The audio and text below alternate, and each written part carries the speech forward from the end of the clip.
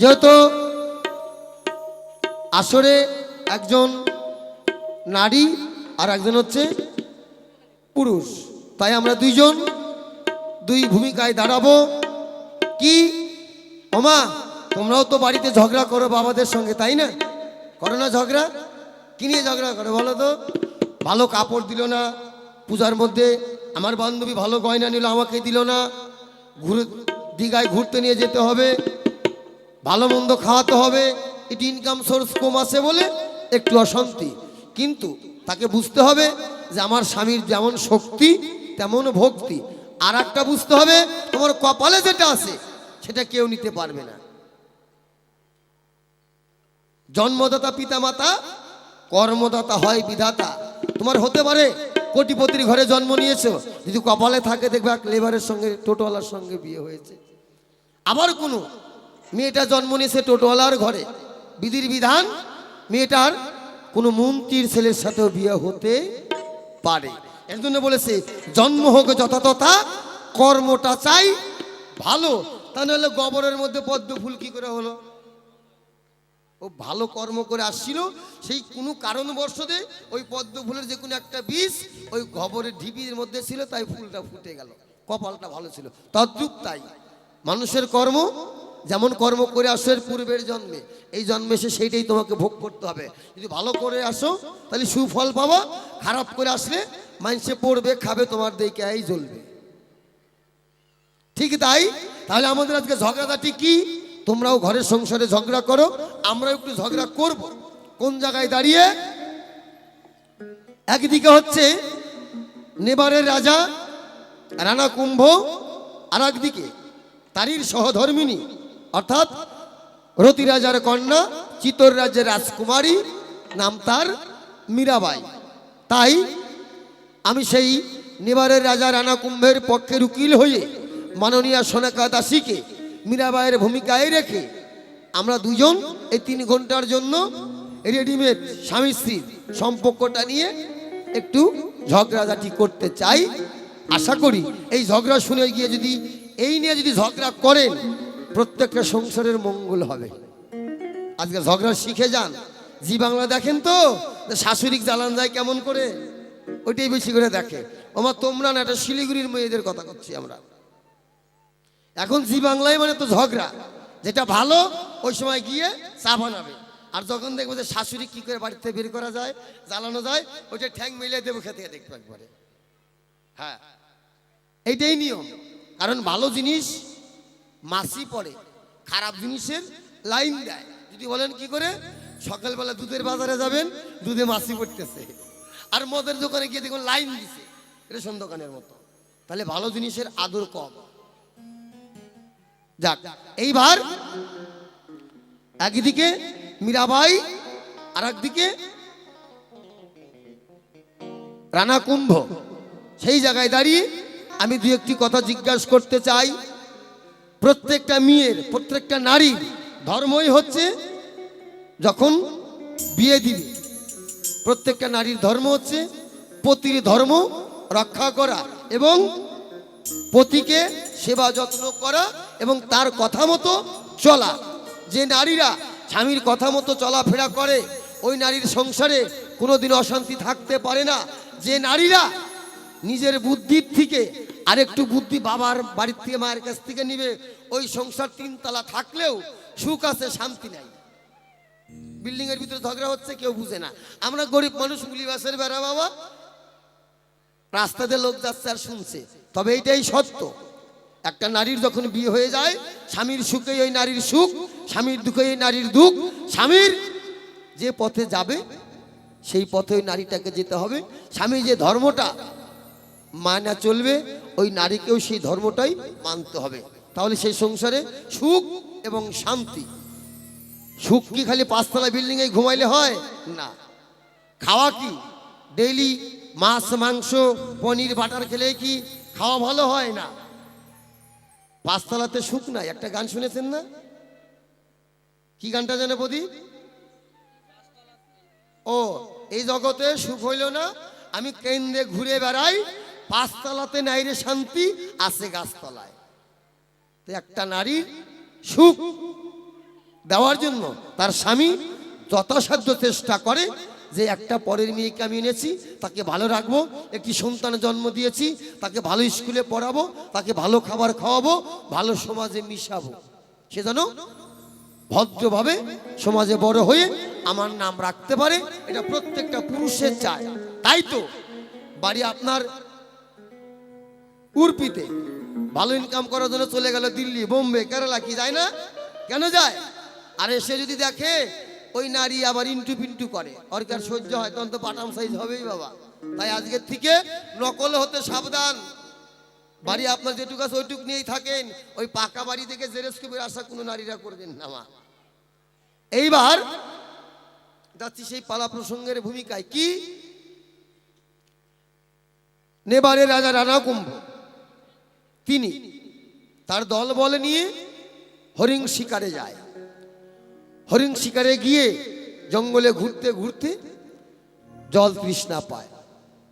তার দল বললে যারা ছিল তাদেরকে বলল, আমার বড্ড জল তৃষ্ণা পেয়েছে, দেখো তো এখানে কোথাও জল পাওয়া যায় কিনা। তার দল বলে লোক বললেন, রাজামশাই, এই তো আমরা তো চিতর রাজ্যে প্রবেশ করেছি, সামনেই এক রাজবাড়ি আছে, সেই রাজার নাম হচ্ছে রতি রাজা, চলেন সেই রাজপ্রাসাদ থেকেই আমরা জল পান করে আসি। রানা কুম্ভ করলো না দেরি, দল বল নিয়ে বললো চলো তাড়াতাড়ি। সেখানে গিয়ে বললেন, আমরা জল তৃষ্ণায় আকুল হয়ে গেছি, আমাদেরকে একটু জল পান করাবেন, কে আছেন? এই কথা বলা মাত্রই নাকি অপূর্ব একটা সুন্দরী রাজকন্যা বেরিয়ে আসলেন। তার নাম হচ্ছে মীরাবাই। তিনি এসে বললেন, আপনারা বসুন বিশ্রাম ঘরে, আমি আপনাদের জন্য জল ব্যবস্থা করে নিয়ে আসছি। কি বললো, আপনাদের ধারে ওই মীরাবাই যখন ছোট্ট একটা পেতলের ঘটি করে এক ঘটি জল নিয়ে এলো, তা দেখে রানা কুম্ভ বলল, কি বলল, ওই সুন্দরী, আমরা এখানে যারা আছি প্রত্যেকেই জল পান করব, তুমি একটু বড় পাত্রে জল নিয়ে আসো। মীরাবাই তখন বললেন, আপনারা এই ঘটের জলটুকু খেয়ে শেষ করেন, আমি আবার এনে দেব।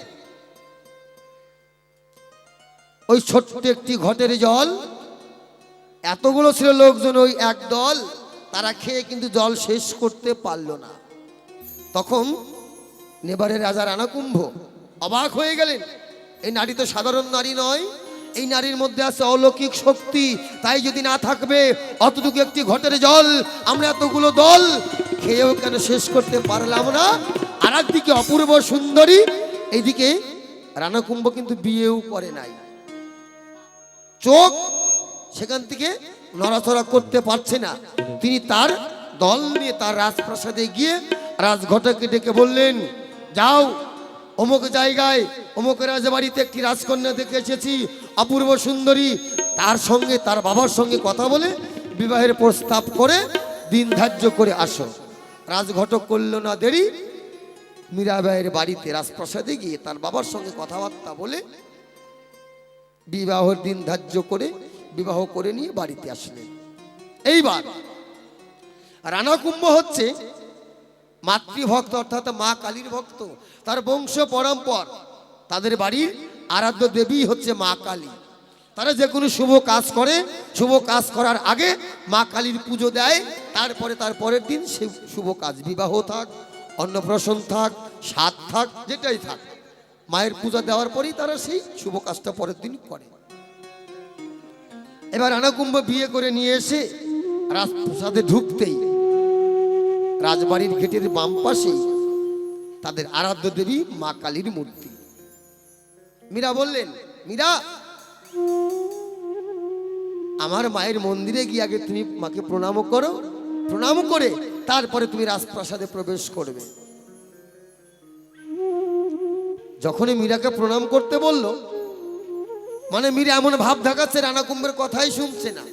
বলছে, কি হলো মীরা, যাও গিয়ে মাকে প্রণাম করো, তুমি এই বাড়ির রানী হয়ে আসলে, আমাদের এটা আরাধ্য দেবী, আমাদের সাত পুরুষ বংশ পরম্পর। আমার এই মায়ের পুজো, জাগৃত মায়ের পূজা করে আসছি। আমার এই মায়ের নাম হচ্ছে করুণা মহিমা। যে যেটা মনে বাঞ্ছা করে তার সে আশা পূরণ করে আমার মা। যাও গিয়ে প্রণাম করো। মীরাবাই কিছুতেই প্রণাম করতে যাচ্ছে না। যখন রানা ক্রোধ হয়ে গেলেন, কি যাও, দাঁড়িয়ে আছো কেন, যাও মাকে প্রণাম করো। মীরাবাই যখন রানা কুম্ভের কথা শুনে মায়ের মন্দিরে সামনে গিয়ে দাঁড়ালো, সঙ্গে সঙ্গে সেই কুষ্টি পাথরের মূর্তি মীরাকে দেখে মা কালীর মুখটা ঘুরিয়ে নিল। রানা দেখলেন অলৌকিক আর একটা ঘটনা। এর বাড়িতে রাজপ্রাসাদে যেদিন জল খেতে গিয়েছিলাম, ছোট্ট একটি ঘটের জল, আমরা একদল লোক খেয়ে শেষ করতে পারছিলাম না।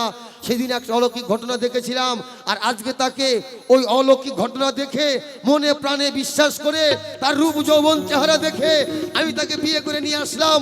আমার রাজপ্রাসাদে তাকে রানী বানিয়ে রাখবো। কিন্তু আজকে আমার রাজপ্রাসাদে যে ঘটনা ঘটলো, এইটা আমার 14 পুরুষের মধ্যে কেউ কোনোদিন দেখেনি। কি যে পাথরের মূর্তি, তার মুখটা ঘুরে গেল। রানা মনে মনে চিন্তা করলেন, ভয় ধরে গেলেন, কি এ তো অশুভ লক্ষণ, অশুভ লক্ষণ। কেন মীরা, যাও গিয়ে মাকে প্রণাম করো। দ্বিতীয়বার রানা কুম্ভের ক্রোধ দেখে যখন মীরাবাই মাকে প্রণাম করতে গেল, যে এই মীরা প্রণাম করলো মাকে, আমার মা কালীর মূর্তি মাঝখান দিয়ে চিরে দুই ভাগ হয়ে টুকরো টুকরো হয়ে চুরচুর হয়ে পড়ে গেল। রানা কুম্ভ ভাবলেন, একে বিয়ে করা আমার বোধহয় ভালো হয়নি। এই নারীটা সতী নয়, এটা অসতী, কলঙ্কিনী, বিচারিণী, কুলটা। এই দেখে ওই মন্দিরের বারান্দায় আমাদের কুলগুরু পুরোহিত গুরু রুদ্রাচার্য ছিলেন। তিনি দেখলেন রানীমার এই সময় হয়তো কোনো একটা খারাপ গ্রহ তার আছে। তিনি ছুটতে ছুটতে এসে মায়ের মন্দিরে প্রবেশ করে মায়ের চরণ থেকে ফুল, জবা ফুল আর বেল পাতা এনে রানীর হাতে দিল। বলো, রানীমা, তুমি এই ফুল আর বেল পাতা তোমার মস্তকে ঠেকিয়ে মায়ের চরণে পুষ্পাঞ্জলি দাও, হয়তো তোমার এই অশুভ এই গ্রহটা তোমার কেটে যেতে পারে। মীরা কি করলেন, সেই ফুল বেল পাতা তার শিরে না ঠেকিয়ে মায়ের চরণে পুষ্প অঞ্জলি না দিয়ে তিনি দূরে ছুঁড়ে ফেলে দিল। আমার মীরার কাছে দুটি কথাই জিজ্ঞাসা প্রথমবার, বলো মীরা, তুমি এক নারী, প্রণাম করলে সে মা আমার, সেও এক নারী, তোমাকে দেখে কেন প্রথমে মা মুখ ঘুরিয়ে নিল? দ্বিতীয়বার তোমাকে যখন জোরপূর্বক প্রণাম করানো হলো, তোমার প্রণাম পাওয়া মাত্র আমার সেই পাথরের মায়ের মূর্তি মাঝখান দিয়ে চিরে দুই ভাগ হয়ে পড়ে টুকরা টুকরা হয়ে গেল কেন? ইহার কারণটা কি? আমার মনে হচ্ছে তোমাকে বিবাহ করাটাই আমার গুরুতর অন্যায় হয়েছে। মীরা, আমার মনে হচ্ছে তুমি সতী নয়, তাই তো মা মুখ ঘুরিয়ে নিল। তারপরেও যখন তুমি প্রণাম করলে, মা তখন বুঝেই মনে হয়ে গেল যে তুমি কুলোটা, বিচারিণী, কলঙ্কিনী। তাই তো মায়ের মূর্তি চিরে দুভাগ হয়ে পড়ে গেল। ইহার কারণটা কি যেন জবাবটা থাকে না বাকি। দ্বিতীয় জিজ্ঞাসা, আমাদের কুলগুরু বংশ পরম্পর সেই কুলগুরু রুদ্রাচার্য তিনি এসে তোমার হাতে জবা ফুল বেল পাতা দিল যে রানীমা, তোমার শিরে ঠেকিয়ে তুমি মায়ের চরণে পুষ্প অঞ্জলি দাও। তুমি তা না দিয়ে দূরে ছুঁড়ে ফেলে দিলে, ওখানে আমাদের কুলগুরুকে তুমি অপমান করলে। ইহার কারণটা কি তোমার কাছে জানতে চাই মীরা, একদম খাঁটি খাঁটি পরিপাটি। প্রথমবারে এই তো আমার মীরার কাছে রইল জিজ্ঞাসা, সুন্দরভাবে প্রকাশ করবে, শুনবে শ্রোতাগণ।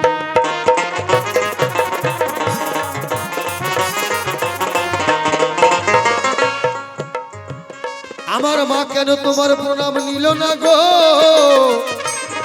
ও মীরাই, আমি তোমার কাছে জানতে চাই, তোমাকে বিবাহ করে নিয়ে এসে আমার রাজ্যে এমন হলো ভাবতেও পারি নাই।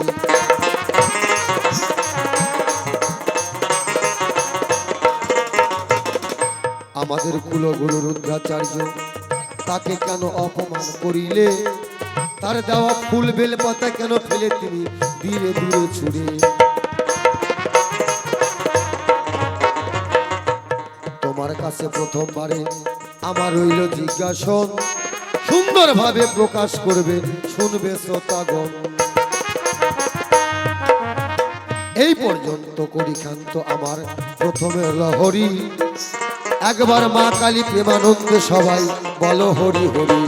হরি বল হরি বল হরি বল হরি বল হরি বল হরি বল হরি বল হরি বল।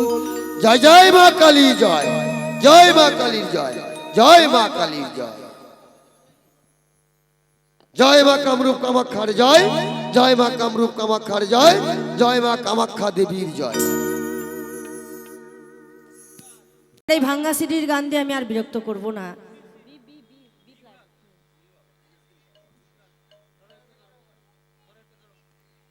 শুরু করব দরজার পালা, যেখানে রেখে গেছে আলোচনা সেখানেই শুরু করব।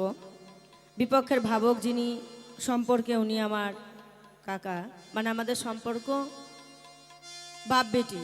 কিন্তু আজকে মঞ্চের আলোচনায় যে সম্পর্ক দেখতে পাই, সম্পর্ক এসে দাঁড়ায় একদিকে স্বামী আর একদিকে স্ত্রী। তো যেহেতু আমরা সকলেই রঙ্গমঞ্চে দাঁড়িয়ে রয়েছি, কে কেহ পিতা, কেহ মাতা, কেহ ভগ্নী, কেহ ভাই। একবার মনে মনে সবাই ভেবে দেখুন তো, এই জগতে আমার আপন বলে কে আছে? আপন বলে কেহ নাই।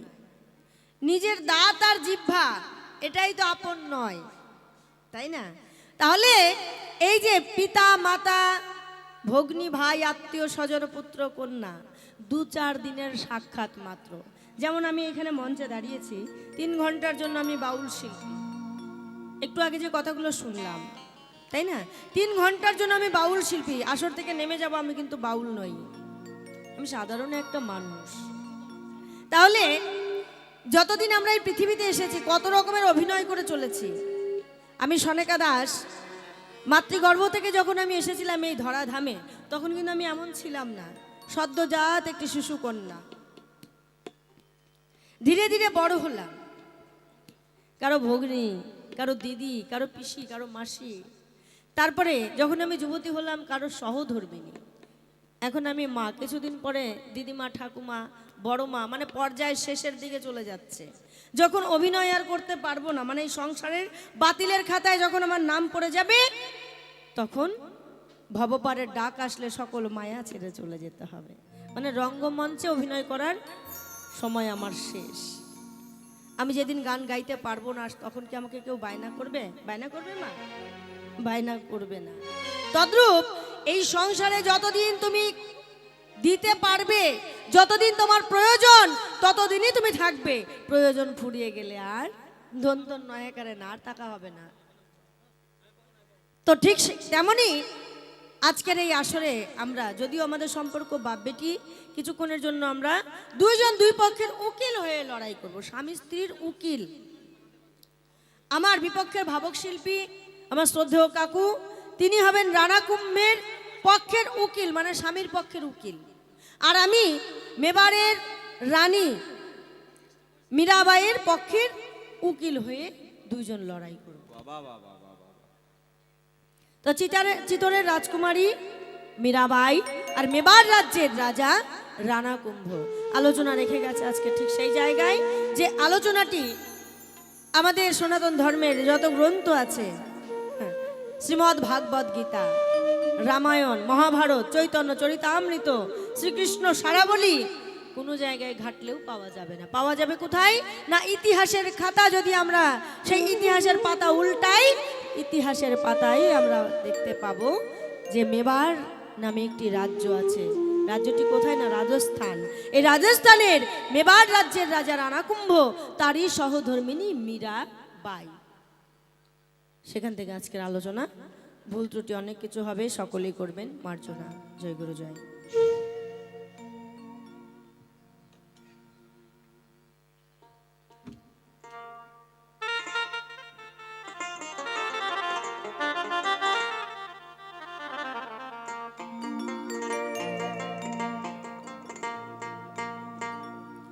রতি রাজার কন্যা আমি গো, আমার নামটি মীরাবাই,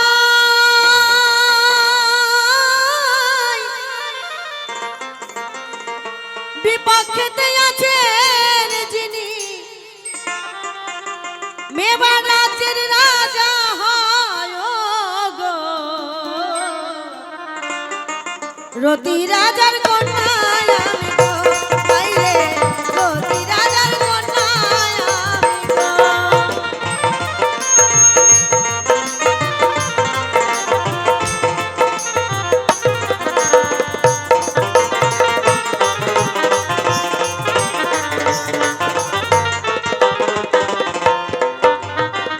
রাজস্থানের একটি রাজ্য মেবার রাজ্য হয়, এই মেবার রাজ্যের রানা রানা কুম্ভ আজ হলো পরিচয়।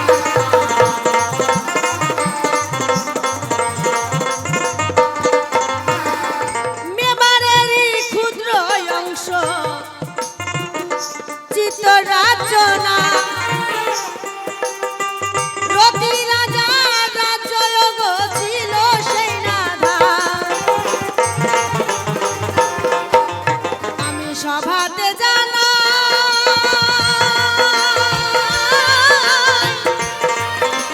ওই চিতরেরই রাজকুমারী, আমার নামটি মীরাবাই ও গো। রতি রাজার কন্যা আমি গো, আইরে রতি রাজার কন্যা আমি গো।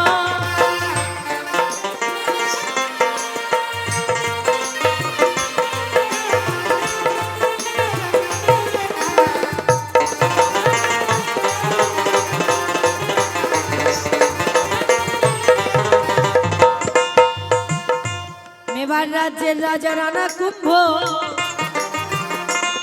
সৈন্য সামন্ত লয়ে একদিন শিকারেতে যায়। প্রখর রৌদ্রে সবার গো জল পিপাসা পায়। রাজস্থান তো মরু এলাকা, এই মরুভূমিতে জল পাওয়া খুব কষ্টকর, তাই না? গল্পটা আমরা শুনলাম এর আগে। তো সেই মরু রাজ্যে যখন শিকার করতে গেছে, প্রখর রৌদ্রে সকলেরই বড় তেষ্টা পেয়েছে। তারা ঘুরতে ঘুরতে ওই চিতর রাজ্যে গিয়ে যখন প্রবেশ করে, চিতর রাজার রাজবাড়িতে গিয়ে দাঁড়ায় একটু জলের জন্য। তার একমাত্র কন্যা মীরাবাই ছোট্ট একটি পাত্রে করে জল নিয়ে এসে যখন সম্মুখে দাঁড়ায়, ছোট্ট পাত্রের জল দেখে মেবারের রাজা রানা কুম্ভের ভীষণ রাগ হয়। আমরা এতগুলো মানুষ, সকলেরই জল পিপাসা পেয়েছে, আর এই মেয়েটা এতটুকু একটা ভাড়ে করে জল নিয়ে এসেছে, এই ছোট্ট পাত্রের জলে কি আমাদের তেষ্টা মিটবে? কিন্তু কিছু করার নেই, আপনি বাঁচলে চাচার নাম, তাই না? মেবার রাজ্যের রাজা রানা কুম্ভ তিনি ভাবলেন আগে আমি তো বাঁচি, তারপরে সৈন্য সামন্তদের দেখা যাবে। জল পান করতে শুরু করলেন, আর মীরা জল ঢালছে, জল পান করছেন, জল ঢালছে। ওই ছোট্ট পাত্রের জল কিছুতেই আর ফুরোয় না। ফুরোবে কেমন করে? হ্যাঁ, কারণ মীরা ছিলেন কৃষ্ণ ভক্তা, আর রানা হলেন মাতৃভক্ত। কৃষ্ণ ভক্তা যারা, কৃষ্ণ ভক্ত যারা, তাদের ভাণ্ড সব সময় পরিপূর্ণ থাকে, কখনো শূন্য হয় না। পূর্ণ ভাণ্ড কখনো শূন্য হয় না। তাই মীরা জল দিচ্ছে, আর রানা কুম্ভ জল পান করছে।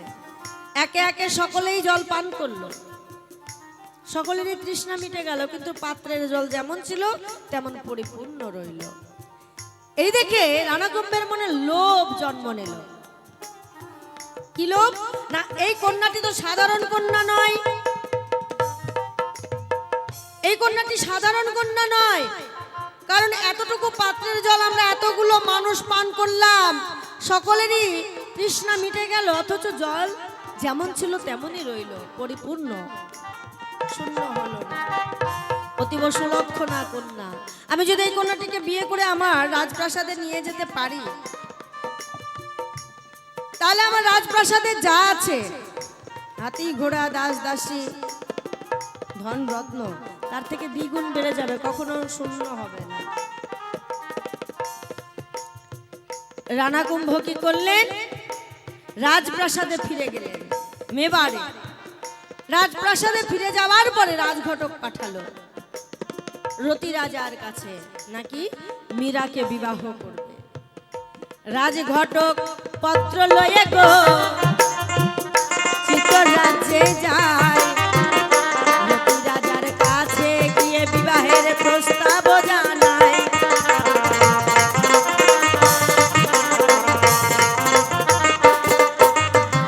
রাজঘটক যখন পত্র নিয়ে রতি রাজার কাছে যায়, বিবাহের প্রস্তাব জানায়, রতি রাজা আনন্দে আত্মহারা হয়ে মীরাকে ডেকে ডেকে কয়, ও মা মীরা, ও মা দেখ, আমি তোর জন্য একটা ভালো বিবাহের ব্যবস্থা করেছি। ও মা, মেবার রাজ্য, এত বড় রাজ্যের রাজা, সে তোকে বিবাহ করবে বলে বিবাহের প্রস্তাব পাঠিয়েছে। মা মীরা, আমি যদি এমন বড় এক রাজার হাতে তোকে তুলে দিতে পারি, তাহলে আমি যে পিতা, আমার এই জন্ম ধন্য হবে। কারণ সকল পিতা মাতাই চায় তার কন্যাকে একজন ভালো সুপাত্রের হাতে তুলে দিতে। মীরা তার বাবাকে ডেকে বলে, বাবা, বিয়ে তো আমি করতে পারবো না। রতি রাজা বললেন, কেন? মীরা বলে, ও বাবা, তুমি কি জানো না, বিয়ে তো আমার হয়ে গেছে। এক জীবনে কয়বার বিয়ে হয়? আমার এই দেহ মন প্রাণ সব কিছু আমি একজনের চরণে অর্পণ করেছি। রতি রাজা বললেন, মা মীরা, তোর বিবাহ হয়ে গেছে আর আমি জানতে পারলাম না, কার সঙ্গে বিবাহ হয়েছে বল। মীরা বলল, বাবা, তুমি জানো না, আমি যখন সেই শিশু ছিলাম, শিশুকালে তুমি আমার হাতে গিরিধারী এনে দিয়েছিলে, সেই গিরিধারী তো আমার স্বামী। তুমি তো বলেছিলে, এই স্বামীর যদি সাধন ভজন করিস, এই স্বামীকে তুষ্ট করতে পারলে জগৎ স্বামী তুষ্ট হবে। আর জগৎ স্বামী যদি তুষ্ট হয়, এই সংসারের কোনো জ্বালা যন্ত্রণা তোকে স্পর্শ করতে পারবে না। বাবা, তুমি জানো, সেই দিন থেকে ওই গিরিধারীর চরণে আমি নিজেকে সঁপে দিয়েছি। গিরিধারী তো আমার স্বামী। মীরার বাবার মনে পড়ে গেল সেই ছোট্টবেলার কথা। মীরা যখন ছোট ছিল, তার বাবার সঙ্গে মামার বাড়িতে বেড়াতে যাচ্ছে। এমন সময় পথ মাঝে দেখতে পাই পালকির মধ্যে নববধূ যায়, আর ঘোড়ায় চড়ে যায় নববর, সঙ্গে বরযাত্রীরা রয়েছে। মীরা তার বাবাকে ডেকে ডেকে বললেন, বাবা, ও বাবা, ওরা কারা? পালকির মধ্যে কে? মীরার বাবা বললেন, ওমা, এই যে পালকির মধ্যে যে নববধূ রয়েছে আর ঘোড়ায় চড়ে যে নববর রয়েছে, এদের দুজনার বিয়ে হয়েছে। এরা দুজন স্বামী স্ত্রী। আজ হইতে এরা দুজন দুজনের সুখ দুঃখের সাথী। দুজন দুজনের সাথে গল্প করবে, কথা বলবে। মীরা মনে মনে ভাবলো, আমার তো কোনো সাথী নেই, আমার তো দুঃখের কথা শোনার মতো মানুষ নেই, সুখের কথা জানানোর জায়গা নেই। মীরা ধরে বায়না, ছোট্ট শিশু কন্যা, বিয়ে কি জিনিস সে জানে না। তাই মীরা ধরলো বায়না, বাবা, তুমি আমার একটা বিয়ে দিয়ে দাও না। মীরার বায়না আর কিছুতেই থামে না। রতি রাজা মীরার বায়না আর থামাতে পারলেন। তিনি কি করলেন? বাজার থেকে একটি গিরিধারীর মূর্তি কিনে এনে মীরার হাতে দিয়ে বললেন, ওমা মীরা, ওমা, এনে তোর স্বামী, আজ থেকে তোর যত দুঃখ কষ্ট হবে, সব দুঃখ কষ্ট এই স্বামীর কাছে তুই জানাবি, আর এই স্বামীর সাধন ভজন করবি, স্বামীর সেবা দিবে।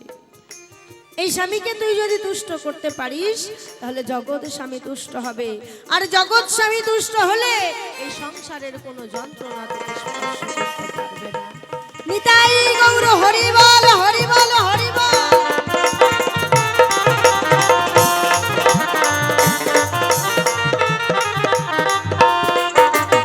মীরা সেই দিনে থেকে গিরিধারীর চরণে নিজেকে অর্পণ করে হার। এখন মীরা যুবতী কালে কেমন করে অন্যজনাকে দেখো বিয়ে করতে যায়।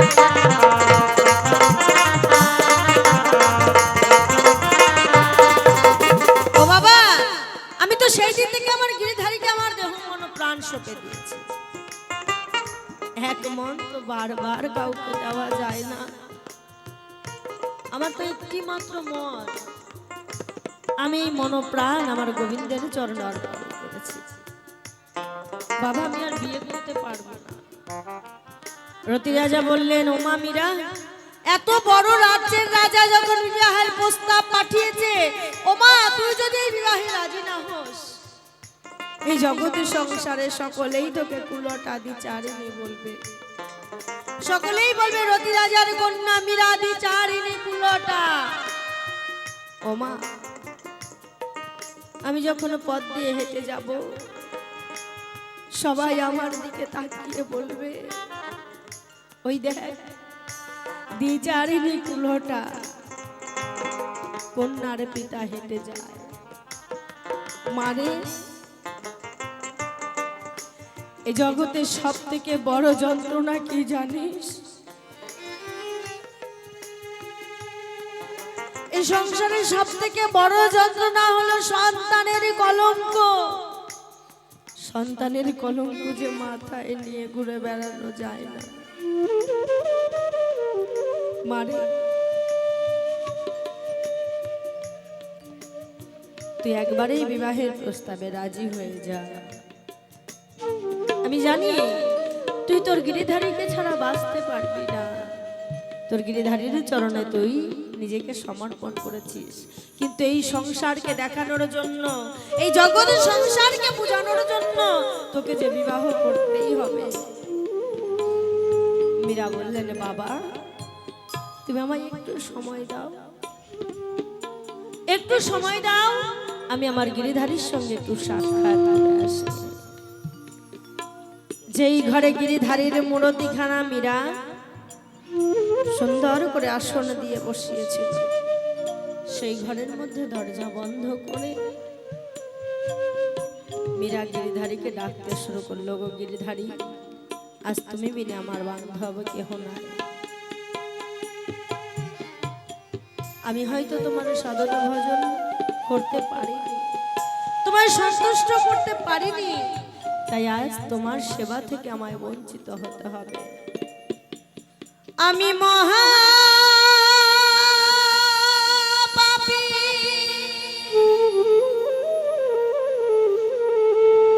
অপরাধী,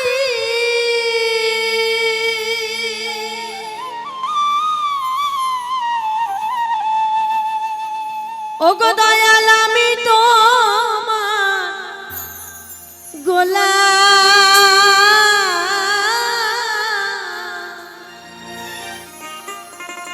আমি আগে তো এমন ছিলাম না রে, আজ কেন এমন হলাম।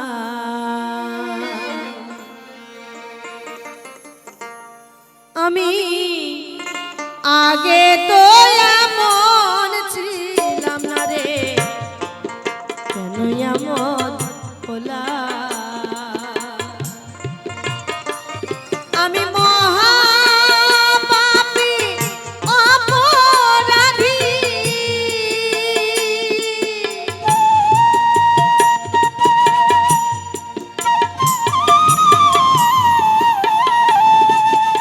আমি মহা পাপী,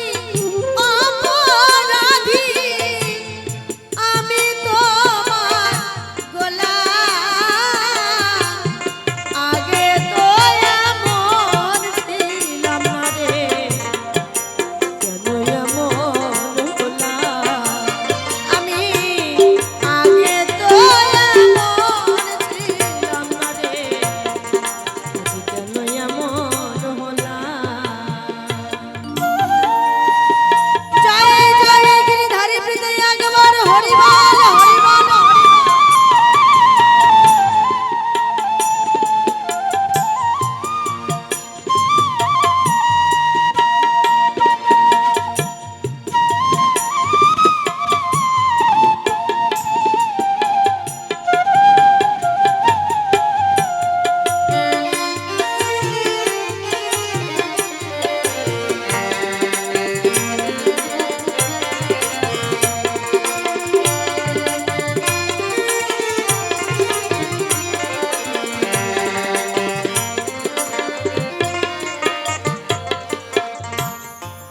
শুদ্ধ মনে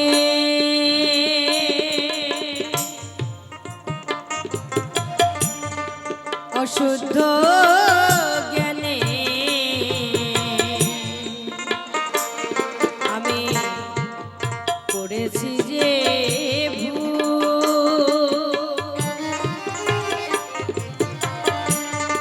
সারা জনম দিতে হবে রে সে ভুলের মাসুল।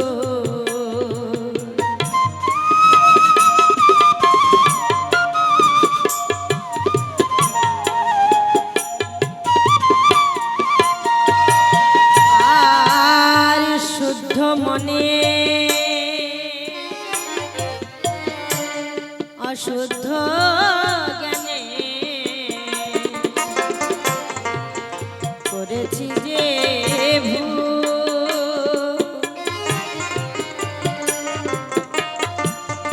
সারা জনম দিতে হবে রে সে ভুলের মাসুল। আমি হারাইয়া একুল সেকুল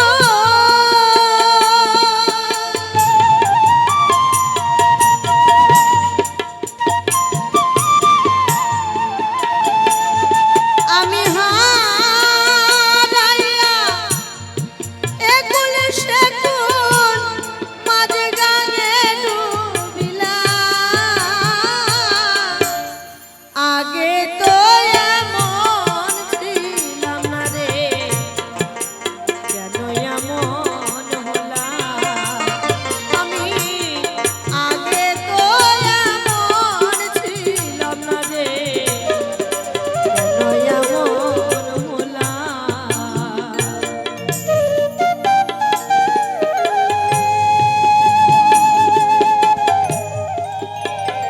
হরি বল হরি বল হরি বল।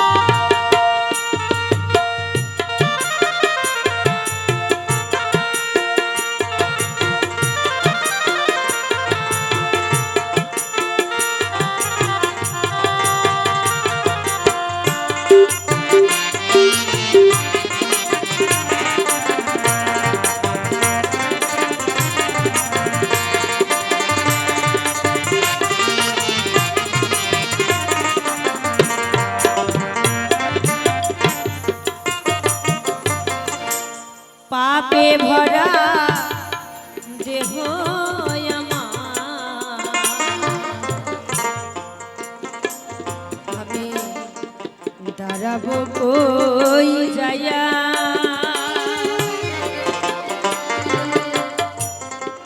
পাড়ার লোকে ডাকে আমায় কলঙ্কিনী হইয়া।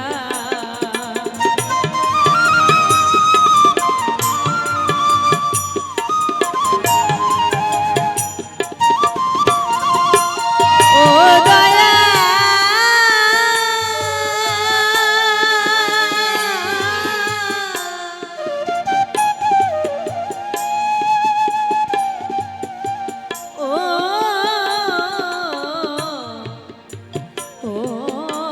দয়া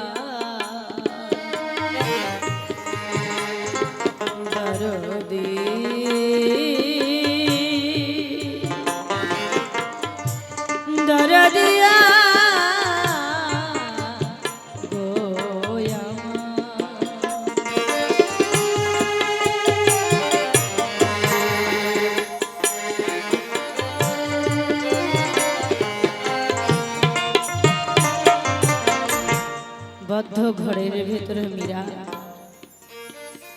গিরিধারীর চরণে আর্তনাদ করছে, আর নয়নে জলে মীরার বক্ষ ভেসে যাচ্ছে। ওগো গিরিধারী, ভেবেছিলাম তোমার চরণে নিজেকে অর্পণ করে দেব। আমি জানি না আমার কোন পাপের ফলে আজ তোমার সেবা থেকে আমি বঞ্চিত। একদিকে আমার পিতার কঠোর বাক্য, আর একদিকে তোমার প্রতি আমার ভক্তি ভালোবাসা। তুমি বলতে পারো গিরিধারী, আমি কোন পথে যাই? সন্তান হয়ে পিতার প্রতিও যে কর্তব্য রয়েছে আমার,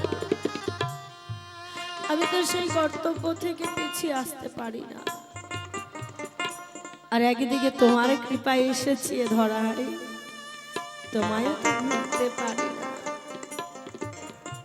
এখনো যদি আমি মেবারের রাজাকে বিবাহ না করি, এই জগতের সংসারের সকলেই যে আমায় কুলটা বিচার বলবে। পিতৃ কর্তব্য থেকে আমি মহা পাপী হয়ে যাব। আমার এই অপরাধ রাখার যে আর কোনো জায়গা থাকবে না। ওগো গিরিধারী, পাপে ভরা দেহ আমার,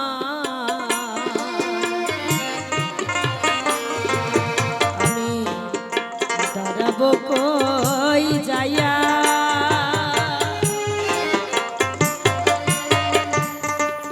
পাড়ার লোকে ডাকে আমার অলঙ্কিনী কইয়া, আমি পোড়া মুখী ভেজা আখি,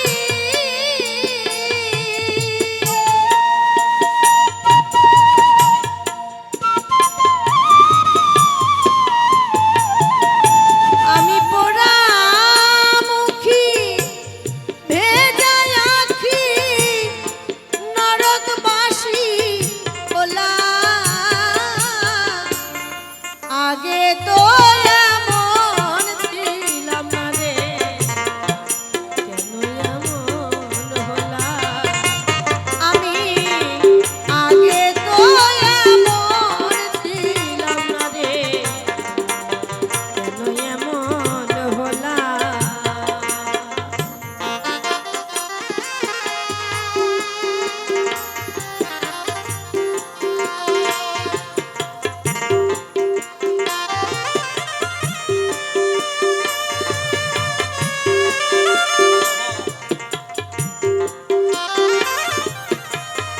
হরিবল হরিবল হরিবল হরিবল হরিবল।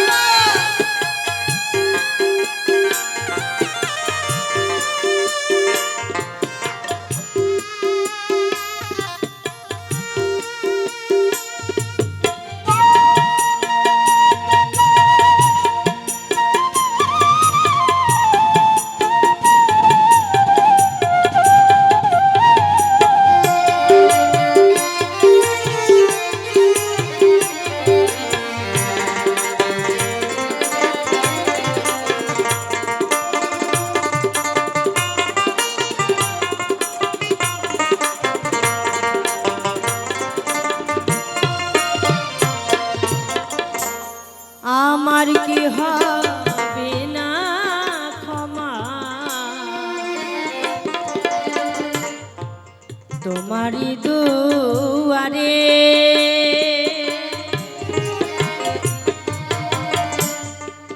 কৃষ্ণ প্রাণ কৃষ্ণ বলে আজি ডাকি বারে বারে।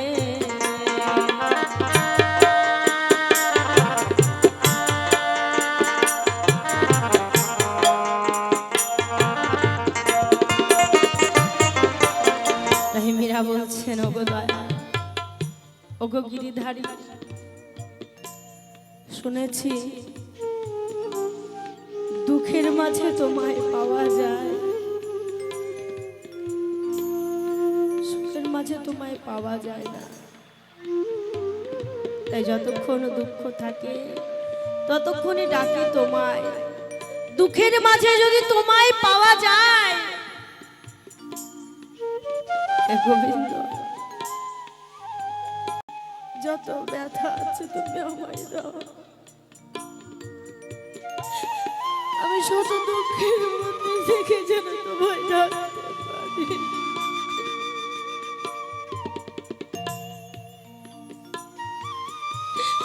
তোমায় ডাকবার মতো শক্তিটুকু তুমি আমায় দিও।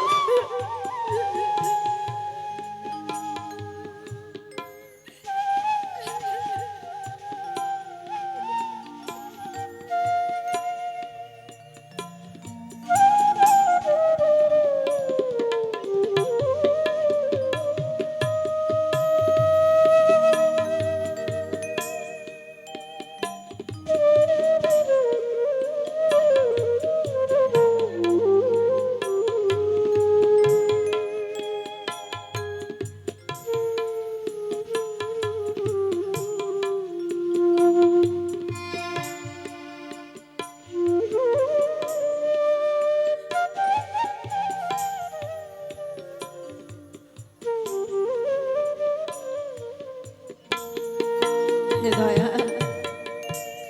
আমার এই দেহ খাঁচায় প্রাণ পাখি যতদিন থাকবে, তুমি যত দুঃখ কষ্ট আমায় দাও, আমার কোনো দুঃখ নেই। সইবার মতো শক্তিটুকু তুমি আমার কাছ থেকে কেড়ে নিও না। শত দুঃখ কষ্টের মধ্যে যেন আমি তোমায় ডাকতে পারি। দয়া,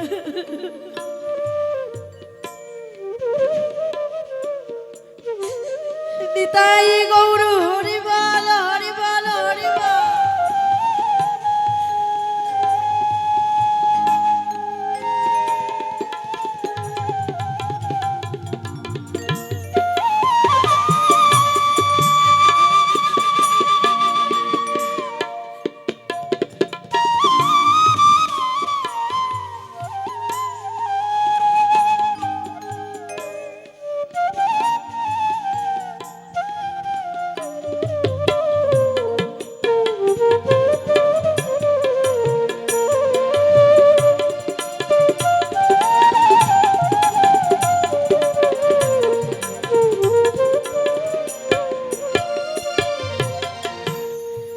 আমার কি হবে না ক্ষমা, দয়াল তোমারই দুয়ারে।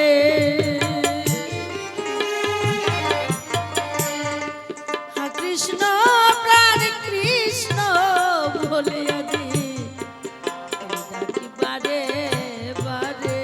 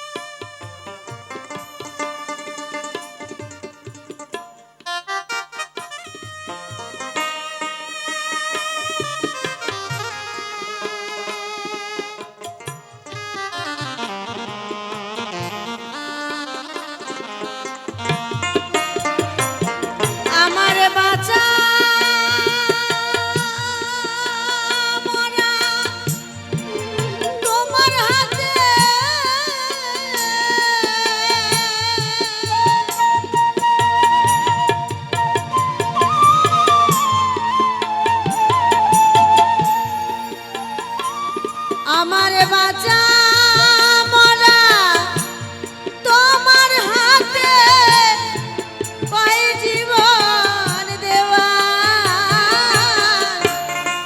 আগে তো এমন ছিলাম রে, কেন এমন হলাম আমি? আগে তো এমন ছিলাম রে, কেন এমন হলাম?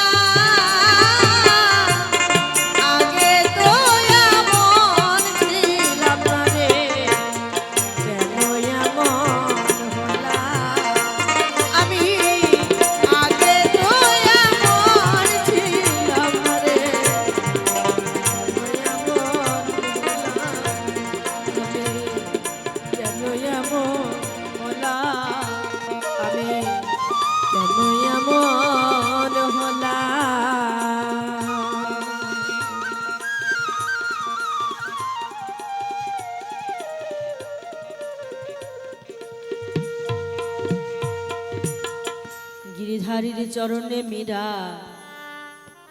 লুটিয়ে পড়ে কাঁদিতে লাগিল। মীরার কান্নায় স্বয়ং গিরিধারী এসে দর্শন দিল।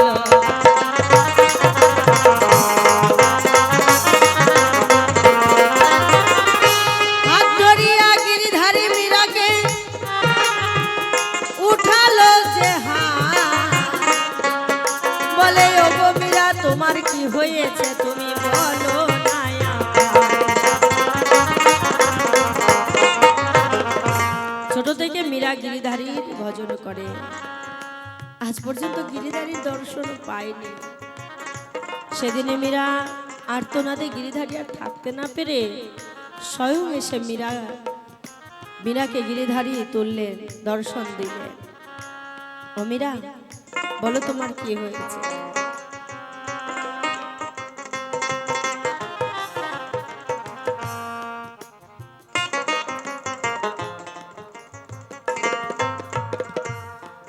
ও মীরা, বলো তোমার কি হয়েছে? তুমি এমন ভাবে কেন আজ আর্তনাদ করছো? কোনোদিন তো তুমি এমন ভাবে আমার চরণে এসে আর্তনাদ করনি। মীরা বললেন, গিরিধারী ও স্বামী, তুমি এসেছো। তুমি জানো আমার পিতা আমার বিবাহ দিন স্থির করেছে মেবাড় রাজ্যের রাজার সঙ্গে। পিতা বলেছে আমি যদি তাকে বিবাহ না করি তাহলে এই জগতের সকলেই আমার পিতাকে বলবে কুলটা দ্বিচারিণী কন্যার পিতা। বলো গিরিধারী আমি কি করি? একদিকে তোমার প্রতি আমার ভক্তি ভালোবাসা, এ তো ছাড়বার নয়, আর একদিকে পিতার বাক্যই আমি পূরণ করি কেমনে গো ভাই।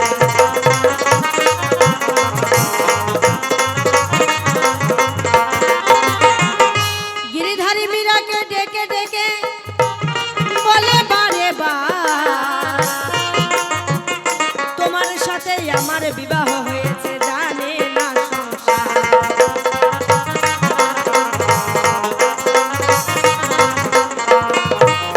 তুমি যে আমার স্বামী বলে মানো, এটা তো এই জগৎ সংসার জানে না। তাই এই জগৎ সংসারকে দেখাবার জন্য তোমায় যে বিবাহ করতে হবে মীরা। মীরা বললেন, গিরিধারী তা কি করে হয়? আমার এই দেহ মন প্রাণ সবকিছু আমি তোমার চরণে করেছি অর্পণ।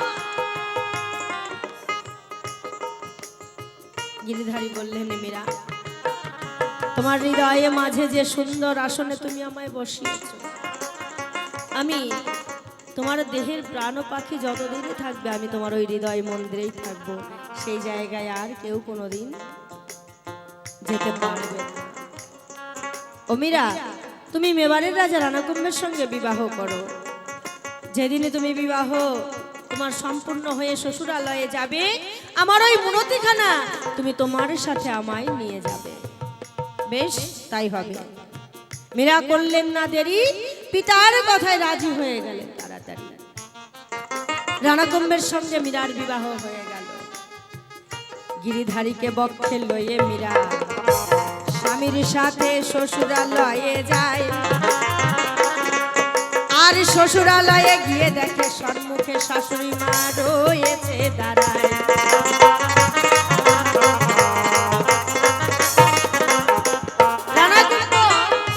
মীরাকে ডেকে ডেকে বলল, মীরা সম্মুখে দাঁড়িয়ে রয়েছে আমার গর্ভধারিণী মা, তুমি আমার গর্ভধারিণী মাকে প্রণাম করো। বেশ ভালো কথা, মীরা তো প্রণাম করবে, কিন্তু মীরার বক্ষে রয়েছে গিরিধারীর মূর্তি। মীরা মনে মনে ভাবলো, তাই এই গিরিধারীর মূর্তি নিয়ে যদি এখন আমি আমার শাশুড়ি মাকে প্রণাম করতে যাই, তাহলে গিরিধারীর মূর্তি পড়বে গিয়ে আমার শাশুড়ি মায়ের পায়ে, তাতে শাশুড়ি মায়ের পাপ হবে। তা আমি মূর্তিখানা সুন্দর করে একখানা আসনে বসে এসে মাকে প্রণাম জানাবো। এটা অধৈর্য হয়ে গেল রানাকুম্ভ। মীরার মনের কথা বুঝতে চাইল না, বোঝার চেষ্টাও করল। মীরাকে নিয়ে গেল কোথায় না, মা কালীর মন্দিরের সামনে। রানাকুম্ভ তো মা কালীর ভক্ত, তাদের 14 পুরুষ থেকে ওই মা কালীর পুজোই করে।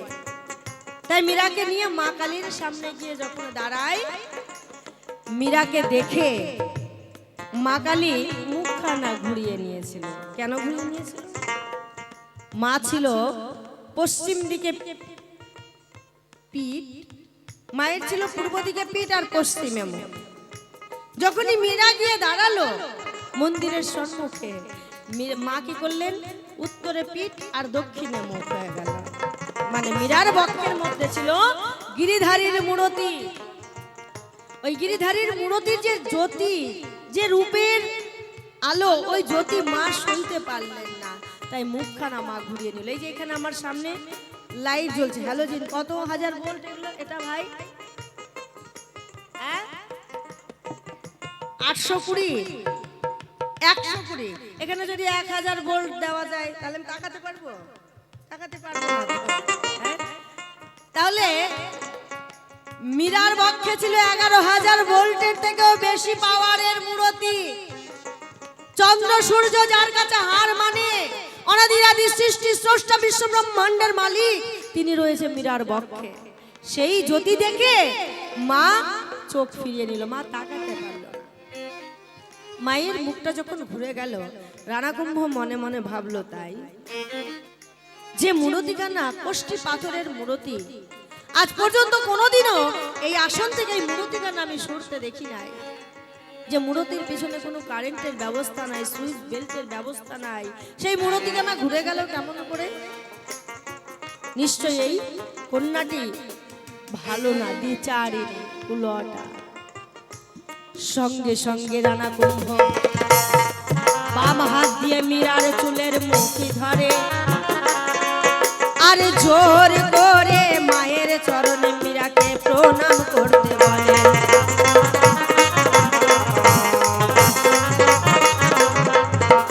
একজন প্রকৃত নারী কখনো আর একজন নারীর অপমান সইতে পারে না। রানা যখন মীরার চুল স্পর্শ করলো, কেশ ধরলো, মীরা তখন আর্তনাদ করে চিৎকার করেছিল মা বলে। যখন মা বলে ডেকেছে, তখন ওই আসনে বসে থাকা মা মীরার আর্তনাদ আর সইতে পারল না। মা দুই দিকে দুই ভাগ হয়ে সরে গেল। মীরাকে যখন জোর করে প্রণাম করালো, মীরার বক্ষে গিরিধারীর মূরতি ছিল, ওই মূরতির প্রণাম মা সইতে পারবে না দেখে দুদিকে ভাগ হয়ে গেল। মিডিল দিয়ে মীরার প্রণামটা বেরিয়ে গেল। এই কারণে মা দুদিকে ভাগ হয়ে গেছিল। একদিকে মীরার আর্তনাদ করুণ কান্না, আর একদিকে গিরিধারীর প্রণাম। পাশে বসে রয়েছে রানাকুম্ভের গুরুদেব রুদ্রাচার্য, সেও মাতৃভক্ত। রুদ্রাচার্য মনে মনে ভাবলেন মেয়েটা মনে হয় অসুচি আছে, তার জন্য এমন অলৌকিক ঘটনা ঘটছে যা কোনোদিন ঘটেনি। মায়ের চরণ থেকে ফুল বেলপাতা এনে যখন মীরার হাতে তুলে দেয়, মীরা ফুল বেলপাতা নিয়ে মাথায় ঠেকাতে যায়, এমন সময় দেখে ওই ফুল বেলপাতায় এক সন্তানের রক্ত লেগে রয়েছে। কারণ রানাকুম্ভ যখন মীরাকে বিবাহ করতে যায়, তার আগের দিন কালী পুজো দিয়ে মায়ের চরণে পাঁঠা বলে দিয়েছিল। সেই পাঁঠাটা তো কোনো মায়ের সন্তান না, এক মায়ের কোল শূন্য করে এনে আর এক মায়ের চরণে বলি দিলে, এ তোমার কেমন মাতৃভক্তি! আমার গোবিন্দ পুজোয় তো কোনো হত্যা লাগে না, কোনো জীব হত্যা করতে হয় না, তাহলে তোমার মায়ের চরণে তুমি জীব হত্যা করলে কেন? তুমি কেমন সন্তান? হ্যাঁ, এই কারণে মীরা কি করলো? ফুল বেল পাতা মাথায় না ঠেকে দূরে ছুঁড়ে ফেলে দিল। কারণ কৃষ্ণ ভক্ত যারা কালী পুজোর প্রসাদ খায় না, তারা কালী ভক্তের ছায়া ডাঙায় না তারা। তবুও মীরা রানাকুম্ভকে বিবাহ করেছিল তার পিতৃ আজ্ঞা পালন করবার জন্য, কিন্তু যেদিনই প্রবেশ করলো সেই দিন থেকে অনাচার শুরু। অনাচার আর মীরা দেখতে পাচ্ছেন, ফুল বেল পাতা দূরে ছুঁড়ে ফেলে দিল। তোমার কাছে আমার জিজ্ঞাসা রয়, তুমি যে এক মায়ের কোল শূন্য করে এনে আর এক মায়ের চরণে বলি দিলে, তুমি কেমন সন্তান? আর তোমার মাই বা কেমন মা যে মায়ের চরণে সন্তানকে বলি দিতে হয়? মা না জগৎ জননী স্নেহময়ী মমতাময়ী। যখন সন্তানের বলি খায় তোমার মায়ের, তখন স্নেহ কোথায় যায়? কি মা, তাই তো কালী পুজো দিতে গেলে পাঠা বলি দিতে হয় না? তো ওই পাঠাটা তো কোনো মায়ের সন্তান। তোমার কাছে আমার জানার বাসনা রয়, কেন তোমার মায়ের পুজো দিতে গেলে পাঠা বলি দিতে হয়। শুধু তাই নয়, তোমার মা লক্ষ্মী ছাড়া বাবার বুকে দিয়েছে পাড়া। হ্যাঁ, স্বামীকে শ্রদ্ধা করা, ভক্তি করা নারীর সাধনা। তাহলে তোমার মা যখন তোমার বাবার বুকের উপরে পাড়া দিল, এই জগতে সংসারের নারীরা কি শিখবে তোমার মাকে দেখে? তোমার মা কেমন জগতে জননী, তোমার কাছে আমার একটু জানার বাসনা রয়। তোমার বাবার বুকে মা পাড়া দিয়েছে, বাবার তো কিছু হলো না, তোমার মায়ের জিহ্বাটা কেন বেরালো? জিহ্বাটার রং লাল, আবার সাদা দাঁত দিয়ে চাপা কেন? তোমার কাছে রইল আমার এই তো ক্ষুদ্র কয়টি জিজ্ঞাসা, সুন্দরভাবে জবাব দিও মনের মতো।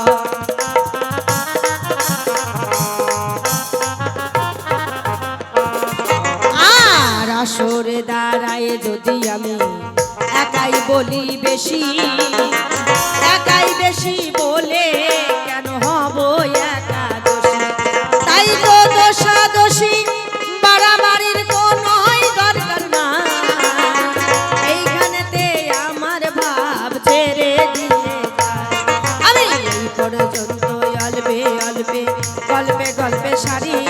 একবার রাধা গোবিন্দ প্রেমানন্দে বলুন হরি হরি। হরি বল, হরি বল, হরি বল, হরি বল,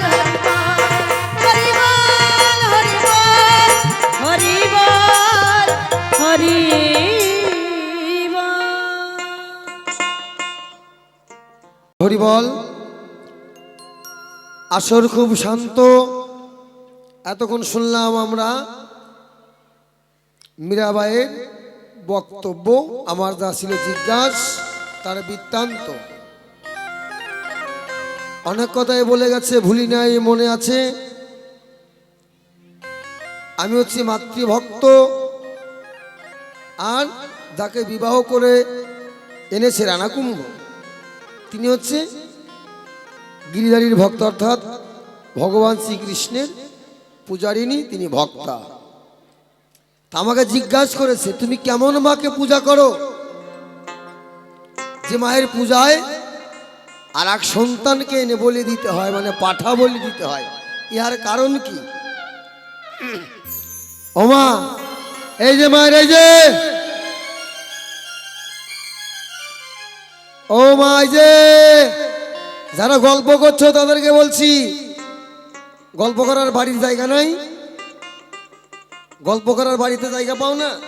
কালকে বাড়িতে দিনের বেলায় সব লোককে নিমন্ত্রণ করবা, নিমন্ত্রণ করে নিয়ে খাওয়া না দিয়ে খালি গল্প করবা। তো গল্প যদি করো তাহলে আর গান শুনতে এত রাস্তা কষ্ট করে আসছো কেন? বাবারা তো বসে গান শুনতেছে। তোমরা কও বেশি, খাও বেশি, কান্না করো বেশি, আবার জিততেও চাও বেশি বেশি, তাই না? কান্নাও করে বেশি, যখন দেখলো যে হাইরা গেছে, আমি বুঝতে পারছি না কি, বাস টাইম কলের জল আসার টাইম আছে, মায়েদের চোখের জলের কোনো টাইম নেই, টিপি দিলেই বাড়ায় বাবা, বুঝলে? হ্যাঁ, এরা আছে টিপ টাইম। টিপ টাইম মানে টাইম টুক মতো গেলে টিপি দিলেই হয়। হ্যাঁ, তাহলে আরে সারাদিন তো সংসারের কর্ম করোই, ছাগল গরু হাঁস মুরগি, স্বামীর আদর, সন্তানদেরকে যত্ন, এগুলো তো করোই, জমির কাজ তো করোই। তো যখন একটু ধর্ম আসরে যাবা, গিয়ে একটু মনটা ওই জায়গায় দিবা। আমি কিন্তু প্রথমেই কইছি, সে এখানে এসেও যদি এই বন্ধনের কিস্তির গল্প করো, তাহলে আর এখানে আসলা কেন? তুমিও শুনবা না, পাশে যে আছে তাকেও শুনতে দিবা না। হরিবল, হরিবল। কারণ কি জানো? চোর কখনো ধর্মের কাহিনী শোনে না। চোর যদিও বসে থাকে অসময়ের অপেক্ষায়, রাত্রি 12টা বাজলে পাড়া মোটামুটি ফাঁকা, সব মঞ্চে চলে আসবে, ও তখন একদম ফাঁকা মাঠে 6 রাউন্ড 6 মাইরে চলে যাবে। হ্যাঁ, এই হচ্ছে ব্যাপার। তাই তাহলে মায়ের পূজায় কেন পাঠা বলি দেওয়া হয়? মেয়ে ছেলে মানুষ তো খুব চালাক, কিন্তু বোকা। এদের মতো চালাক পৃথিবীতে আর কেউ নেই। মেয়ে ছেলে, ও বাবা কথাটা একটু গভীর ভাবে চিন্তা ভাবনা করো। এদের মতো চালাক পৃথিবীতে আর কোনো জাতি নাই। এই মানব জাতির মধ্যে দুটি জাতি, একটা নারী একটা পুরুষ, কিন্তু মায়ের জাত খুব চালাক, কিন্তু এদের মতো বোকা কেউ নাই। আগে একটা গান গাই, তারপরে আমার মা কেন পাঠা বলি খেয়েছে, এই পাঠা বলি দেওয়ার কারণটা কি। এটা আমার মা যে মত্তধামের যত নারী আছে তাদের যে উপকার করে গেছে, এটা মীরাবাই বুঝতে পারে নাই। কারণ আমার মা যদি ওই সময় ওই উচিত শিক্ষাটা না দিত, তাহলে এই জগতে, এই মত্তধামে আরো অনাচার, ব্যভিচার, ধর্ষণ, শ্লীলতাহানি আরো আরো বেশি হতো। এমনিতে পেপার খুললে দেখা যায় 80 বছরের বুড়া 8 বছরের শিশুকন্যা, কি বাবা দেখা যায় না? একটা অসতের জন্য হাজারো সতের বদনাম। গাও নষ্ট করে কানা, বিল নষ্ট করে পানা, তাই না? আমার মা উচিত শিক্ষা দিয়েছিল, কারণ নারী সমাজকে ঠিক রাখার জন্য। মা দেখলেন আমি নারী, আমি যদি জগৎকে ঠিক না করতে পারি, মত্তধামে যে নারীরা আছে তারা এই অসুরদের অত্যাচারে রাস্তাঘাটে কোথাও বের হতে পারবে না। তবু অসুর কমে নাই, আছে। দেখবেন এক জাতের মানুষ আছে, ওদের কাজী মারামারি করা, রক্ত দেখা। ওটা কোন ধরনের মানুষ আমি জানি না, কিন্তু আছে। ওদের কাজ হচ্ছে মারামারি করা, পরের সম্পত্তি দখল করবে, ওখান থেকে বাড়িঘর ভাঙবে, উড়াই দিবে, এটা ভাঙবে সেটা ভাঙবে, মন্দির ভাঙবে। ওটা হলো কোন ধর্মের আর কোন জাতের মানুষ, এটা ওরাই জানে। আগে একটা গান গাই, তারপরে আমি তোমারে জানাই কি কারণে সন্তান বলি খেলো আমার কালী মা। অজাসুর নামে এক অসুর ছিল গো, অমিরাই আমি তোমারে জানাই। সেই অজাসুর কিন্তু মায়ের সাধনা করত, বলবো এই সভায়।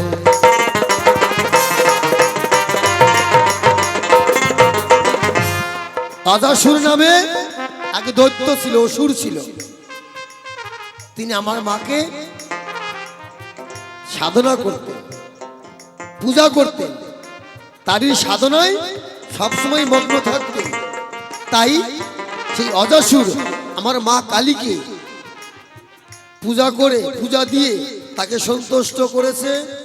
করার পরে বলছে এইবার ভক্তের ডাকে ভগবান সাড়া না দিয়ে থাকতে পারে না। তো মা দেখলেন এই ভক্ত আমাকে পাবার জন্য এত কষ্ট যখন করেছে, এত সাধনা, এত আরাধনা, এত কামনা করেছে, যাই আমার ভক্তকে একটু দর্শন দিয়ে আসি। মায়ের একটু মন দিয়ে শুনো। আর আমার যারা ইয়াং জেনারেশন ভাই বন্ধু আছো, শিক্ষিত সমাজ, একটু মন দিয়ে শুনো। এইবার মাকে তো আর কোনোদিন ওই অসুর দেখে নাই, সামনাসামনি দেখে নাই। আমরা যেমন ফটোতে দেখছি, সামনে তো আর দেখিনি। এইবার অসুর তো বাবা, আর তোর মা মাসি পিসির জ্ঞান নাই। মায়ের রূপ, যৌবন, চেহারা দেখে ওই অসুরের দেহে কাম জাগৃত হয়ে গেছে, কাম জাগৃত হয়ে গেছে। আমার বিশ্ব প্রসবিনী মা, অন্তর্যামী মা, দয়াবতী দরদিনী মা, তিনি অন্তরে জানতে পারলেন, ওরে অসুর, তুই আমাকে মা মা ডেকে আমার পূজায় মগ্ন, আমার সাধনা করলি, তোর সাধনায় সন্তুষ্ট হয়েই তো তোর কাছে এসেছি যে তোর সাধনায় আমি সন্তুষ্ট। বল তুই কি বর চাস? আর তুই আমাকে দেখেই তোর দেহে কাম জাগৃত হয়ে গেল। যা, আমি তোকে অভিশাপ করলাম, তুই যাকে মা বলে ডাকিস, যাকে মাসি বলে ডাকিস, যাকে পিসি বলে ডাকিস, যাকে দিদি বলে ডাকিস, সেই যদি তোর সামনে আসে, তাকে দেখে যদি তোর দেহে কাম জাগৃত হয়, তুই তো পশু, তোর পাঠা কুলে জন্ম নেওয়া উচিত। যা, এরপরে তোর পাঠা কুলে জন্ম নিতে হবে। এটাই নিয়ম সমাজে। আপনার সে কোনো নারীর যদি একদিন বয়স বেশি হয়, সে আপনার থেকে বড়, তার সঙ্গে যেন কোনোদিন অন্তরের কোনো শারীরিক সম্পর্ক না হয়, তাহলে হবে আপনার যক্ষা। পৃথিবীতে এমন কোনো ডাক্তার নাই করবে আপনার রক্ষা। যেটা নারদের হয়েছিল, নারদের যক্ষা রোগ হয়েছিল বাবা, কাশি দিলেই রক্ত পড়ত, কিন্তু তখন ডাক্তার কবিরাজ বৈদ্য ওঝা ছিল না। ভালো হলো কি করে? শ্রীর সাধনায় সেবা যত্ন। কোন কারণ সগুর রাজার 49টা কন্যা ছিল, তাদের বড় কন্যার কথা মতো আরো 48টি মেয়ে যে ছিল, তারা বলতেন যে আমার বড় দিদি যাকে বর হিসাবে মেনে নিবে, যার গলায় বরমাল্য দান করবে, আমরা সকল বোন তাকে আমরা স্বামী রূপে বরণ করে নিব। তাই ওই নারদের বয়সের থেকে অনেক বেশি বয়স ছিল কিছু কন্যা, তাই পাপে যক্ষা হয়। ভালো হলো কি করে? নারদের সে বয়স যার কম ছিল, ছোট স্ত্রী, তার নাম ছিল কলাবতী, তার সেবা যত্নে আদরে প্রত্যেকটা মানুষই দেখবেন অসুখ বিসুখ হলে ডাক্তার যে ওষুধ দিবে, তার চেয়ে বেশি সময় টাইম এবং খাবার খাদ্যের কিছু নিয়ম সময় ঘোষণা করে দেয়। আদর যত্নতেই মানুষ সুস্থ বেশি হয়। ওষুধ হয় 40%, আর টাইম টু টাইম যে সেবা যত্ন যে দিবে তাতে হবে 60%। তাই এটা মনে রাখবেন। তো তখন অদসুরকে বলল, তুই মা বলে ডাকছিস আমাকে, আর আমাকে দেখে তোর দেহে যখন কাম সৃষ্টি হলো, আমি তোকে অভিশাপ করলাম, তোর পরের জন্মে পাঠা কুলে জন্ম নিতে হবে। অদসুর তখন বলে, ও মা, মা গো, আমি বুঝতে পারিনি মা, আমার ভুল হয়ে গেছে, তুমি আমায় ক্ষমা করে দাও। মা বললেন, না, অভিশাপ যখন দিয়েছি তখন ভুলবেই, তবে হ্যাঁ, তুই যখন তোর নিজের ভুলটা বুঝতে পারলি, এর জন্য কিছু লঘু হয়ে যাবে। কিভাবে? আমার সন্তানরা যখন আমার পূজা দিবে, নিখুঁত হয়ে জন্ম নিতে হবে। স্নান করাইয়ে, ফুলের মালা গলায় দিয়ে, সিঁদুরের ফোঁটা দিয়ে ওই কাতরার মধ্যে যখন দিবে, তখন তুই মা মা বলে ডাক দিবি। ডাক দেয় না? মা, মা, ডাক দেয়। ও মা, আমি এতেই মুক্তি পাবো না? এত মুক্তি তুই পাবি না। তাহলে আর কি? ওই চামড়া দিয়ে যদি ঢোল, দোতারা, একতারা, খুন্দিরি বাজায়, যখন ওই চামড়া দিয়ে তোর কৃষ্ণ নাম হবে, সেদিন থেকে তুই পাপে মুক্তি পাবি। জয় জয় মা কালী বিদায়, একবার হরিবল হরিবল।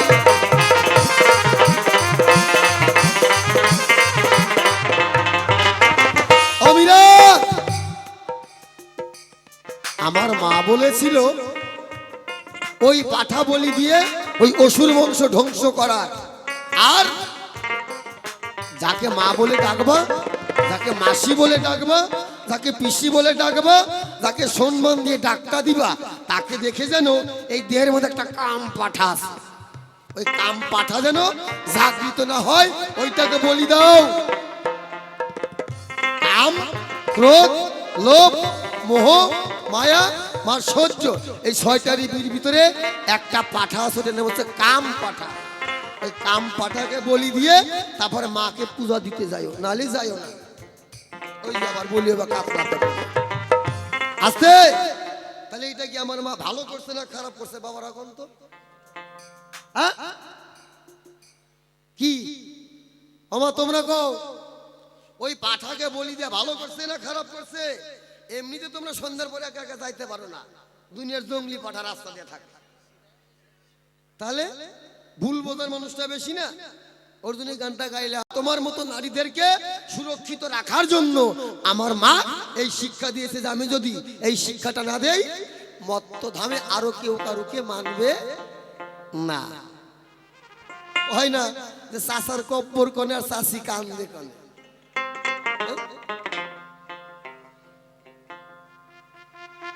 আর কি বলেছে?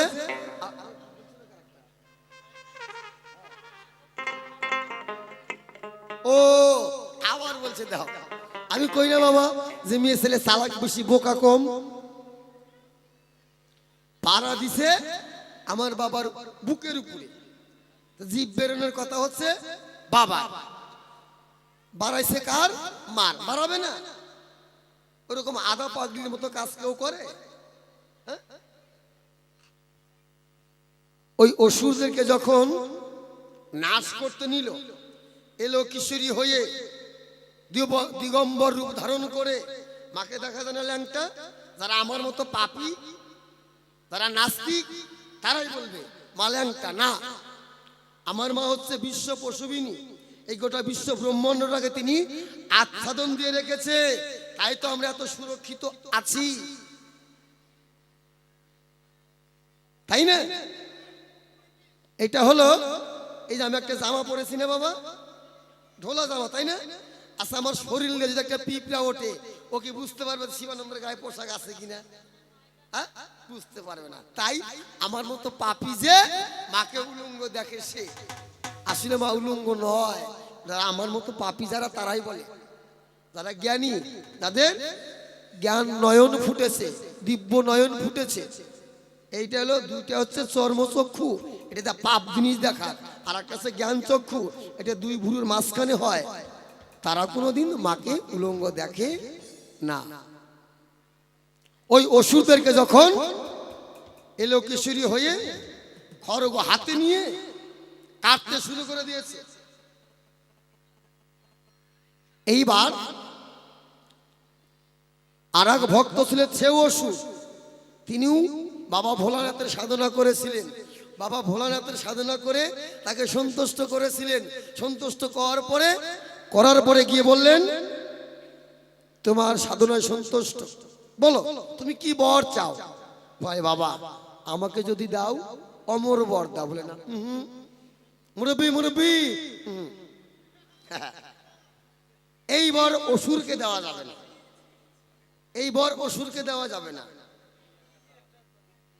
তাহলে কি বলে? তাহলে তুমি আমাকে এই বর দাও বাবা, যে আমি যদি কখনো মনে করি তোমার রূপটা যেন ধারণ করতে পারি। বলে হ্যাঁ, এইটা দেওয়া যায়, যেহেতু অসুর হলে ও ভক্ত, তাই এই বরটা তোকে আমি দিলাম। যখন তোর প্রয়োজন হবে, মনে করবি যে আমার রূপটা ধারণ করলে সমাজের কিছু কল্যাণ কাজ করতে পারবি, তখনই তুই রূপটা ধারণ করবি। বলে ঠিক আছে বাবা। ভোলানাথ বললেন তথাস্তু। ঠিক ওই অসুরদেরকে যখন মা কাটতে শুরু করে দিল, ওই অসুর, ওই ভক্ত অসুরটা তাকিয়ে দেখলেন মার তো ঊর্ধ্ব নয়নি। যার রাগ উঠে যায়, তার চোখ যদি উপর দিকে থাকে, তার রাগ থামে না, মাটির দিকে তাকালে রাগ মাটি হয়ে যায়। মা ঊর্ধ্ব নয়নি এলো কেশরী হয়ে হাতে খড়গ নিয়ে ওই অসুরদেরকে যখন কাটতে লাগলো, সেই ভক্ত অসুরে গিয়ে তখন বাবাকে স্মরণ করে সামনে পড়ে গেল। মাকে তো আর থামানো যাচ্ছে না, কারণ 10টা ভালো কাটতে কাটতে, তার মধ্যে 10টা খারাপ কাটতে কাটতে, অসুরকে কাটতে একটা ভালো কাটা পড়ে যাচ্ছে। চাল কিনে ভাত খাই, তার মধ্যে পাথর দিয়ে একটা থাকে, তো ওই 10টা অসুরকে কাটতে একটা ভালো কাটা পড়ে যাচ্ছে। তাই সেই যে অসুর বাবার কাছ থেকে বর নিয়েছিলেন ভোলানাথে, দেখলেন এখন তো একটু মাকে শান্ত করতে হবে, নাহলে তো এই পৃথিবী ধ্বংস হয়ে যাবে। তাই মা যে পথ দিয়ে কাটতে কাটতে যাচ্ছে, ওই ভক্ত বাবাকে স্মরণ করে ভোলানাথের মতো শুয়ে পড়েছে। আর মা কাটতে কাটতে যেতে যেতে যেতে যেতে যখন ওর পুরো পা পড়েছে, মা নিজ দিকে তাকিয়েই দেখে ভোলানাথ রূপটা ধারণ করলেন, মানে স্বামী। মা তখনও বুঝতে পারেনি, কিন্তু এটা ভোলানাথ নয়, ভোলানাথের মতো দেখতে। আর জিহ্বাটা লাল কেন? ওখানে 3টা কালার আছে, কালো, সাদা, লাল। জিহ্বাটা হচ্ছে লাল, এটা হচ্ছে রজগুণ। দাঁত হচ্ছে সাদা, এটা হলো শতগুণ। ওই রজগুণকে শতগুণ দিয়ে চাপা রেখেছে, কারণ এই জিহ্বাটা আমাদের লালসার জিহ্বা। এটাতে যেন যেটা চাবে দেখলেই, যেমন মেয়েদের টক দেখলেই জিভ দিয়ে লাল পড়ে, চাপা দিয়ে রাখে। সবকিছু সবসময় করা যাবে না, তাই এর জন্য আমার মাকে ওই জায়গায় দেখা যায় যে মা জিভটা কামড় দিয়েছে, রজগুণকে শতগুণ দিয়ে চাপা দিয়েছে, আর ওই যে রূপটা মূর্তিটা দেখেছে ওটা বাবার মতো। এই তোমার জিজ্ঞাসা ছিল, কিঞ্চিত ভাবে জবাব হলো। ও বাবা, আমি এর আগে গানে আসছিলাম এখানে বেশ কয়েক বছর আগে, তাই না? তো সময় কিন্তু আমাদের শেষ, আমাদের পরে আজকে আরো ভালো ভালো শিল্পী আছে। বাবাদেরকে একটা কথা বলতে চাই, যদি বলতে বলো বলবো। বলবো কি বলবো? হ্যাঁ, 50টা টাকা দাও তো বাবা, 50টা টাকা দাও। ও মা, কৃষ্ণ সেই কালী, কৃষ্ণ কালীর অভেদ আত্মা। আজকের মতো আমরা এখানেই রাখলাম। চলা বলায় অনেক ভুল করেছি, তার জন্য ক্ষমা চাই। পরবর্তী শিল্পীর কণ্ঠে গান শুনুন। জয় গুরু, জয় গুরু, জয় গুরু। জয় গুরু, জয়। বিদায় নিচ্ছে এবছর।